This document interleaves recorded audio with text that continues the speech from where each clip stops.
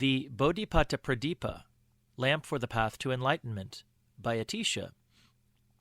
I prostrate to the youthful bodhisattva Manjushri. I prostrate with immense respect to all the victorious ones of the 3 times, as well as to their Dharma and the Sangha. Upon the urging of my good disciple, Jangchub-e, I shall illuminate the lamp for the path to enlightenment. Know that there are 3 kinds of persons, lesser, middling, and supreme. I shall write clearly distinguishing each of their characteristics. Those who by whatever means pursue for their own sake merely the pleasures of samsara are known as the lowest persons. Turning their backs on worldly pleasures and spurning all acts that are misdeeds, those who seek peace for just themselves are called the middling persons. Those persons who, from the suffering in their own being, truly wish to fully end all miseries of others are supreme. For those great beings who desire supreme enlightenment, I shall explain the perfect methods that the Gurus taught. Facing a painting of the Buddha and so forth, a stupa, and the true, make offerings of flowers, scents, and all the things you own, as well as the 7 offerings taught in Samantabhadra's prayer, resolving to never turn back till the essence of enlightenment. Have sincere faith in the 3 jewels, kneel down with one knee on the ground, then join your palms, and first of all go 3 times for refuge. Beginning with an attitude of loving kindness for them all, regard all sentient beings who suffer in the 3 lower realms, or else from birth and such, or death, and so forth. Wishing to liberate all beings from the suffering of suffering, from sufferings and their reasons, arouse the irreversible resolve to attain enlightenment. In the Gandavyuha Sutra, Maitreya has explained in full the qualities of thus arousing aspirational bodhicitta. Read sutras or else listen to a lama and learn the limitless qualities of the mind of perfect enlightenment. Then, as a reason, repeatedly rouse bodhicitta thus. Here I will cite 3 verses from the sutra requested by Viradatta that briefly summarize its merits as they have been explained. If the merit of bodhicitta were to have a form, it would fill all the realms in space and yet be even greater. If someone were to fill with jewels as many Buddha realms as there are sand grains in the Ganges and offer them to the Buddhas, the offering of someone who joined palms and imagined bowing to enlightenment would be far greater, for it does not have any limits. After rousing aspirational bodhicitta, always enhance it with abundant efforts to remember it in other births as well. Properly keep it as has been explained. Without the vow of engaged bodhicitta, perfect aspiration will not grow. You want the wish for enlightenment to grow, so surely make the effort to take the vow. If you continually maintain a vow, one of the 7 pratimoksha vows, or else another, you've the fortune for the bodhisattva vow, not otherwise. Among the 7 kinds of pratimoksha, in explanations by the Tathagata, the glory of chaste conduct is supreme. This is intended as the bhikshu vows. Take the vow through the ritual described in the chapter on discipline of the bodhisattva levels from a good, well-qualified lama.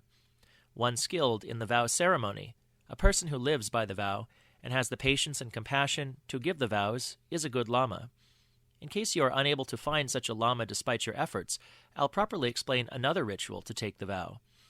Here I shall clearly write of how, when he was Amba Raja long ago, Manjushri aroused bodhicitta, as was described within the Sutra of the array of qualities of Manjushri's Buddha realm.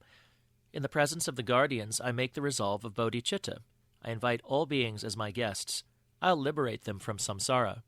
From this day on till I achieve supreme enlightenment, I'll have no thoughts of malice, anger, stinginess, or envy. I'll cultivate chaste conduct and give up wrongdoing and desire. With joy in the vows of discipline, I'll train in following the Buddhas. I'll take no delight in quickly gaining enlightenment for myself. With just one being as a reason, I'll stay until the end of time. I'll purify inconceivable, limitless numbers of realms. I'll be remembered by my name, which will remain in the 10 directions. In every way I'll purify my deeds of body and speech. I'll cleanse my mental acts as well. I shall do nothing unvirtuous. The cause of a pure body, speech, and mind is keeping the vow of engaged bodhicitta. Practicing the 3 trainings of discipline well, your respect for the 3 trainings will be great. Thus effort at the sattva's vows for pure and perfect awakening perfects the accumulations for complete enlightenment. All the Buddhas say, The cause of perfecting the accumulations whose natures are merit and pristine wisdom is to develop clairvoyances. Just as a bird whose wings aren't fledged cannot fly in the sky, without the powers of clairvoyance one cannot benefit beings. The merits that those with clairvoyance attain in one day and night aren't gained in even 100 lives by those who do not have it. Those who wish to swiftly complete the accumulations for perfect bodhi accomplish the clairvoyances through effort, not through laziness. Without achieving shamatha, clairvoyances will not occur. Thus make repeated efforts to accomplish shamatha. If the requisites for shamatha are lacking, one might meditate tenaciously for thousands of years but never accomplish samadhi. Thus maintain well the requisites taught in the requisites for samadhi. On any of the focuses, rest your mind on virtue. When yogis achieve shamatha, they also gain clairvoyances. Without the training in transcendent prajna, the obscurations cannot be removed. Thus, to abandon all the obscurations, the cognitive along with the afflictive, meditate continually on the yogas of transcendent prajna with its means.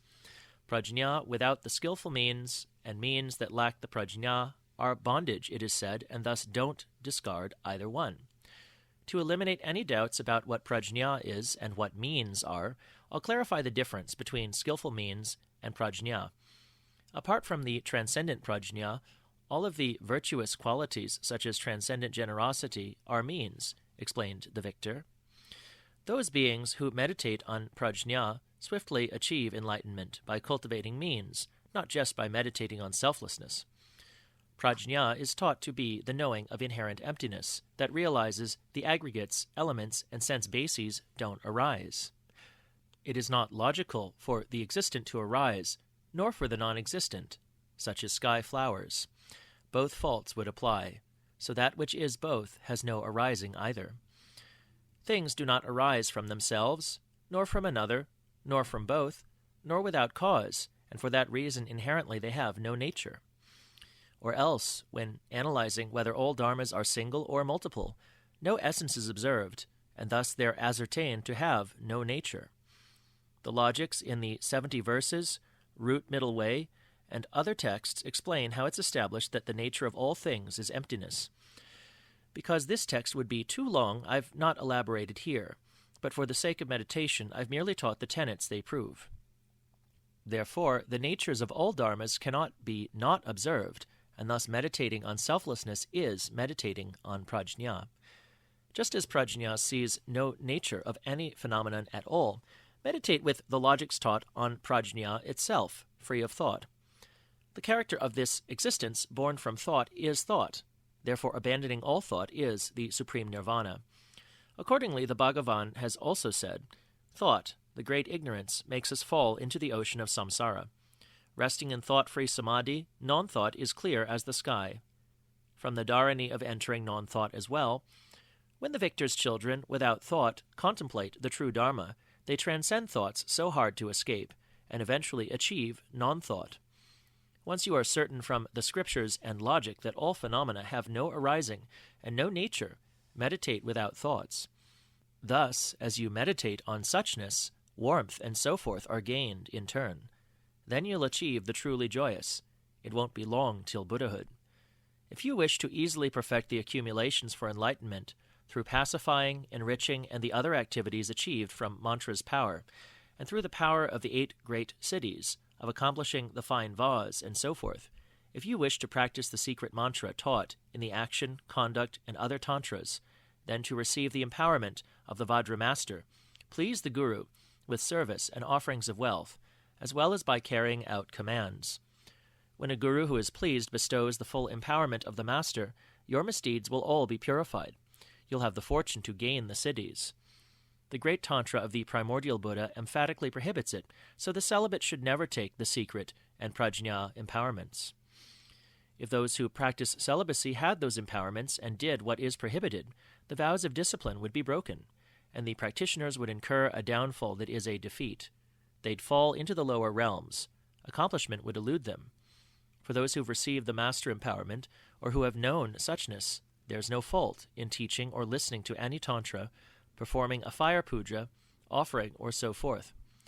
Upon the supplication of Jangchupa, I, the elder Dīpaṃkara Sri, explained in brief the path of enlightenment, as I've seen taught in sutras and other dharma.